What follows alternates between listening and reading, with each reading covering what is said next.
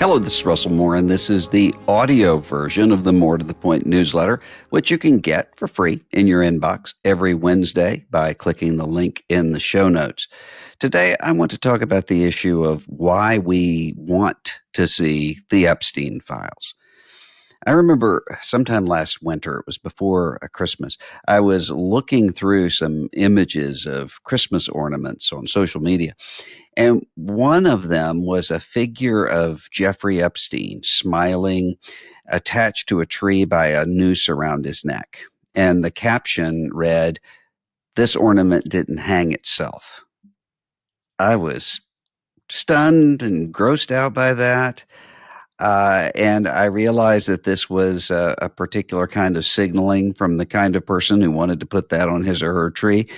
But I didn't think that it would really persist much longer than that. Just seemed to be a conversation of the moment. But now the Epstein case is the most inflammatory conversation topic in the country. And that's because you have had over the past several weeks Attorney General Pam Bondi saying at first that she has the Epstein files. She would release the Epstein files after she reviewed them, then saying there were no Epstein files. Then the president said there are Epstein files, but they've been created by former President Obama and other Democrats and enemies of his. And so the question of where are these documents that would identify who were the people with Epstein assaulting, as the allegations of the arrest of Epstein and his associates have shown, multiple minor age women. Now, that has not gone away. President Trump has told people to stop talking about Epstein. People have not stopped talking about Epstein. As a matter of fact, the people who have been perhaps the most upset about this week are not people like me who have been opposed to the president from the beginning, or even people who have kind of supported Trump and grown cold on him. No, these are his most enthusiastic backers in a lot of cases. Tucker Carlson, Laura Ingraham, Glenn Beck, Alex Jones of InfoWars, and of course Elon Musk, who in some ways is the one who started this leg of the conversation when he said that Trump himself is in the Epstein files. Okay, now all that's going on, we might wonder, why does this matter? And in order to look at that, I think maybe we should look to another time for an example. You know, Richard Nixon went to China, but before that he went to Disney World. He was at Disney World, an Orlando resort, in the fall of 1973, talking to some newspaper journalists. No one remembers really anything about that press conference except for one thing, and it's a statement that ended up defining an entire generation. He said, "I'm not worried about whether or not people are asking questions about the Watergate scandal," or something along those lines, because, quote, "people have got to know whether or not their president is a crook. Well, I'm not a crook." Now, if you made it through your high school American history class, you know Nixon wasn't inviting questions into Watergate. He wanted it to go away. And you know that whatever else one might think of Nixon, the "I am not a crook" statement was answered on tape in Nixon's own words. The American people heard what came to be known as the smoking gun recording, in which the whole country heard Nixon ordering the CIA to tell the FBI to lay off on investigating Watergate. She said he had not done any of that. So some people felt vindicated, other people felt crushed. The country decided to move on. You think about songs such as Merle Haggard's song about "Are We Rolling Downhill?" before Nixon lied to us all on TV. There was from Nixon's supporters a sense of betrayal, from Nixon's opponents a sense of vindication. For most of the country, just a sense of foreboding that the American experiment seemed to be falling apart. Now, I'm not sure that stop talking about Epstein is going to be taught to high schoolers in 2065 the way that I'm Not a Crook is now. I also think it's very unlikely that we're ever going to see the Epstein files. And, the way things work right now, we probably will be in the middle of some other all consuming national conversation in a matter of days. Even so, we ought to stop and ask ourselves what this means. Why do people want to see the Epstein files? The most obvious reason is that we want justice done. People want to believe that our institutions, even in the present crises of credibility that most of them are going through, are not wholly corrupt. Most people don't want to be the kind of country in which a poor person is behind bars for drug possession, while some of the wealthiest and most powerful men in the world rape young women on a Caribbean island with no penalty whatsoever. That impulse is a good one. In fact, it's more than just a moral instinct, it's written on the heart, as Paul writes in Romans chapter 2.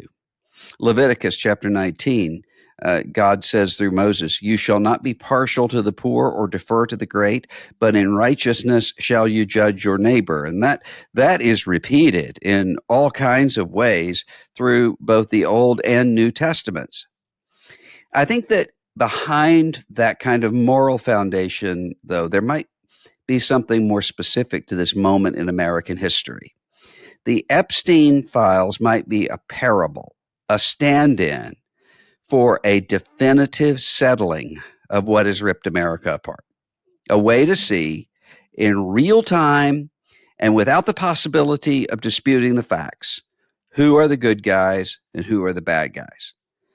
Now, the pro Trump media ecosystem has spent years talking about these Epstein files and the fishy circumstances around Epstein's death. And those fishy circumstances seem fishier than ever, with reporting alleging that of the videotape that we've seen, that it was doctored and the almost 3 minutes were taken out of it. The initial sort of conspiracy theories about Epstein's alleged murder in prison were about this deep state cabal that was, among other things, protecting this plot to traffic children. President Trump was supposedly standing up to these people, and that's why he was being opposed in this theory. So for a lot of people, the Epstein files were meant to show that, like the Hunter Biden laptop, there really was a story where people were telling others that there was not a story. They wanted to say, let's not talk about that because we don't want revealed what's going on. Now, those of us who don't support the president, who haven't supported the president, on the other hand, we're no less pulled toward the story of a kind of concluding of this moral divide right now. The Epstein files, suppressed by a president who was friends with the dead villain, the argument might go in some people's minds, would finally cause our friends and neighbors to recognize we don't want the kind of character that's been celebrated, in all kinds of facets of American life over the last decade. So in both kinds of minds, there's this sense in which Epstein is a stand-in for something that's going to create that moment where we finally say, you know what was I thinking? I don't think that's going to happen, no matter what happens with the Epstein files. The revelation that Nixon had lied about Watergate was shocking to the degree that people had not seen that kind of thing happening in the White House. It was not the kind of, though, shocking reversal of image in the way that it might have been if, say, Mother Teresa had been discovered to have a private jet, or if Gerald Ford were recorded coming out of a strip club. It didn't fit the image of either of those, but Nixon had carried that nickname, Tricky Dick. for all of his political career.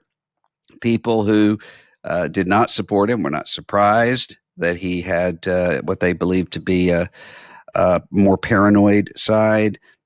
Some of his supporters weren't too shocked by that.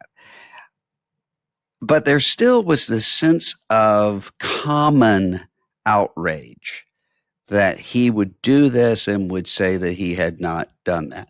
I'm not sure we're in an era in which a shared morality would trump tribal identity.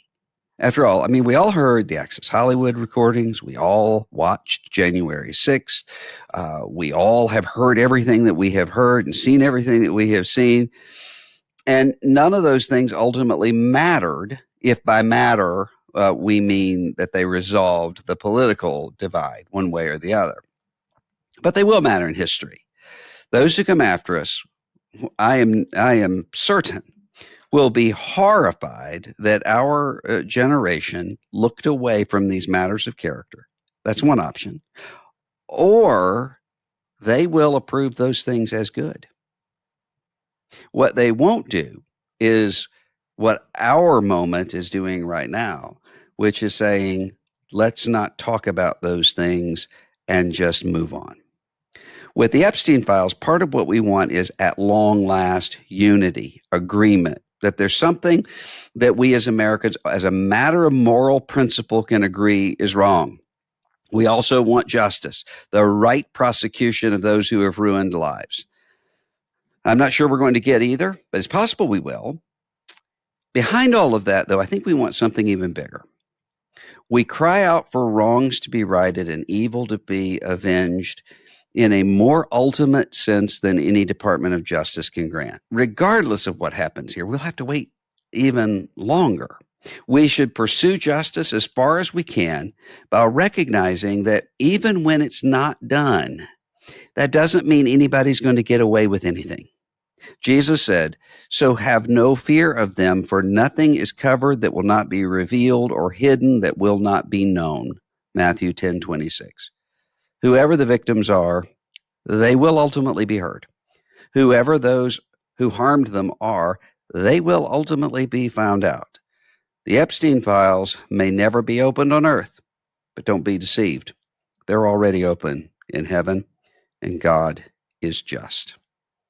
This is the audio version of the More to the Point newsletter. You can get it for free every Wednesday in your inbox by clicking on the link in the show notes, and we will see you next time.